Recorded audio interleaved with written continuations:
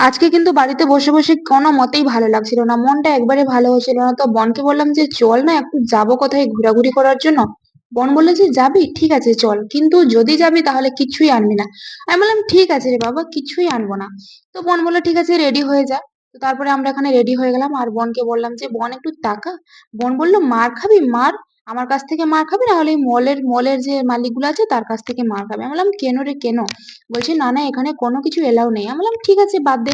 তারপরে বোনের জন্য একটা জুতো এবং একটা জামা দেখছিলাম। আমি যে জামাটা দেখছিলাম আমাকে অনেক সুন্দর লাগছিল। বোনকে বললাম, "একটু এনে দে।"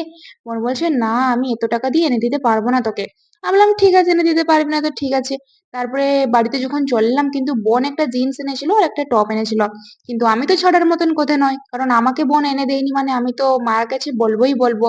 তো এখানে এই যে জিন্সটা এবং টপটা আমি একটু পরে দেখছিলাম যে কিরকম লাগছিল। কিন্তু আমাকে ভালো লাগছিল না কারণ কালো জামাটা আমার উপরে একদমই ভালো লাগছিল না।